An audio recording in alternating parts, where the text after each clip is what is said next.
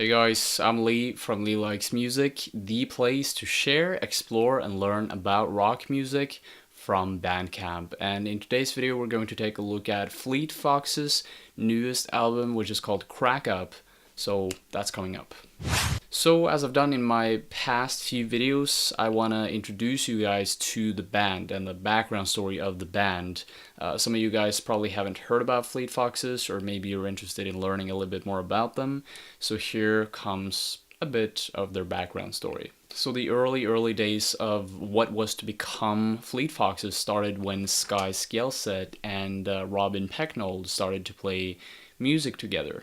They were both inspired by artists like Neil Young, Bob Dylan, the Beach Boys, and several times they would sit in each other's rooms and record music days on end until they would get in a fight, and then 5 minutes later, after being in a fight, they would get back into the room and record music together again. So they have had quite an intimate relationship together, and you can really notice that when you listen to some of their albums. It sounds like they have this kinetic musical understanding with each other, and that is really one of the crucial things that I think you need in order to create amazing and beautiful art and music. After releasing a couple of EPs, they released their first self-titled debut, and that got them universal acclaim, and it's the same with their second album that they released as well, which is called Helplessness Blues, and this was actually the album that I started to like the most. I listened to all of their previous albums to get a first impression of their music because I'm kind of new to Fleet Foxes as well, so I wanted to have sort of an understanding of where they're coming from. When I listened to Helplessness Blues, their second full-length album, it was a very intuitive listening experience. I listened to it in the background while walking, while I was cycling to work, while I was relaxing, and I would several times stop the Spotify. I would stop the track and be like, "Hey, what is this? I gotta return," and then play the track once more. And I would do this several times with several of the tracks on the album because there was just something unique and special that I didn't catch up to, that I needed to listen to one more time, sort of. So Helplessness Blues, from what I can say, this is an album that is continuously growing on me. It's good and it's becoming better. And I don't know about the first self-titled album. I think the whole album was good, but nothing really grew on me during those first few listens that I had. But I'm gonna check out both of those albums later on nonetheless. I am pretty sure about that. So now that I've told you a little bit about the background story of the band and my previous experience of these albums, I want to get into the review of Crack Up. So just a few words about what I think about the whole album as one piece. I think it is quite different from what they did before. They still have this folky vibe to them, but there's a bit of an electronic edge here and there. They're also trying to experiment with volume and with their structures.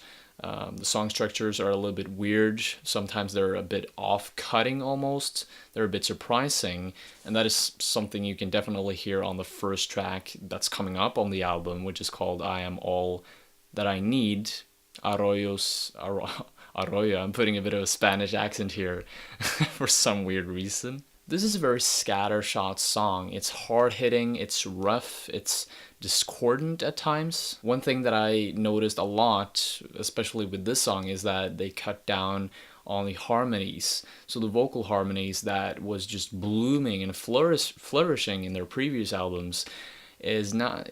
It's not that present here. It is present, but it's not that prominent, sort of. Pecknold and this other female vocalist perform these very whispery vocals, and you also have these almost inaudible guitar chords on the side of that. It's a very, very mellow and weird way of opening an album. It's so mellow and so toned down, but suddenly the guitars and the whole instrumental arrangement flourishes and kind of in an abruptive way almost just cuts this first introductory part off. I got so surprised when I listened to this the first time, and very unique listening experience.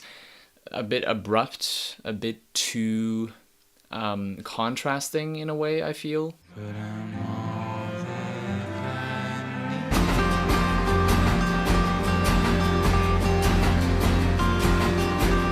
With the previous albums in mind, especially Helplessness Blues, I was transported every time I put on this album from now on. After listening to it a couple of times, I get transported into this, I think of this middle-aged countryside farmland. That is where I go every single time I put on this album. It has this folklory, folky, middle-aged feel to it, their previous album. But this album, I don't know, I have a hard time actually coming up with mental images as I listen to the album, and that is not necessarily a bad thing, but it's just something that I noticed, at least. The second song is in particular the one that I think of when mentioning this, Cassius.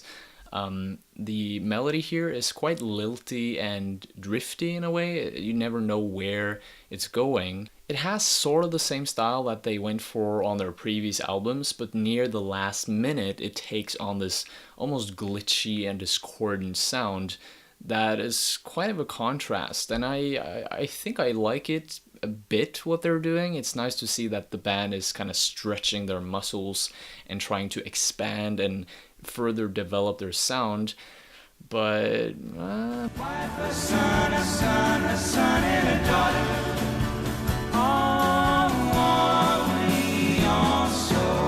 Although the band put on a new sound, although they have a new edge on many of the tracks, there are certainly other tracks that remind me a bit of their past. For example, the fifth track, 3rd of May, Odaigahana,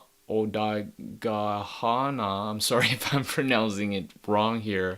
Damn, in every single review there's always one track that I can't pronounce.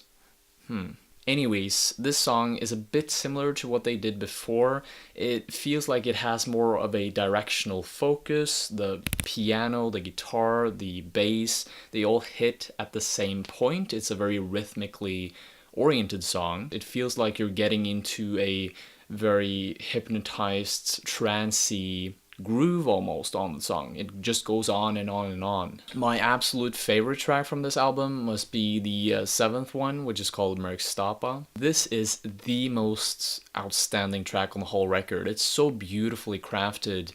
There are so many instrumental layers popping in and out here and there, while at the same time it continuously maintains this repetitive vibe that makes it cohesive. The drums, the guitar, the bass, they maintain this same pattern over and over, while at the same time you have all these other elements coming in here and there, and it just makes up for this interesting and progressive listening experience. There's a gorgeous balance between familiarity and novelty, and honestly I think that this song borrows a bit of influences from jazz. It doesn't have that middle-aged Barockian vibe to it like they did on previous albums, and also like they do on other tracks on this album here as well. Some people have also mentioned that this reminds them of Radiohead. At least that is what I make out from the comment section below this video. It seems like there's a lot of Radiohead fans that are fans of the Fleet Foxes as well,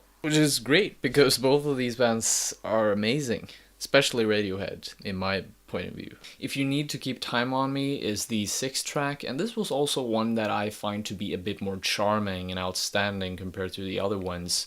Also, this one is a bit more stripped down, and I like that feel. I like those songs on this album. This album, to me, was a bit of a challenging listening experience. Maybe I will come to like it more as the album grows on me down the path as I listen more to it, but as of now I just like the more simple structures and the more simple melodies and songs on this album because they just pierce through for me. The other ones seemed a bit whimsical and a bit almost disturbing and weird at times. How could it all fall in one day?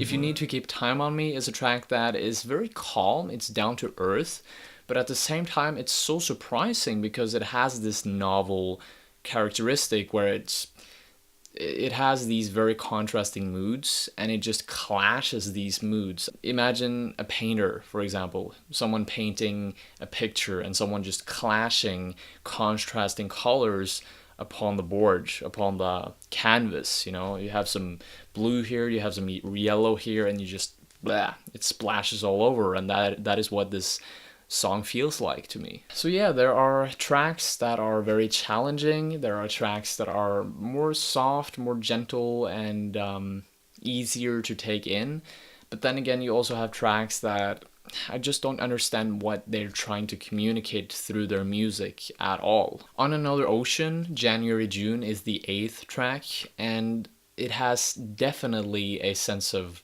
experimentation to it. You can hear this, I think 2 minutes and 5 seconds into the song. Here you'll find that the soundscape just abruptly changes from something very dramatic and dynamic in a way to something that is a bit warmer and optimistic and almost anthemic. And it just doesn't fit in at all. It feels so weird and so awkward to have this transition going on. Again, I know that the band is trying to expand and to experiment, but it just doesn't rub me in any way. On the other ocean.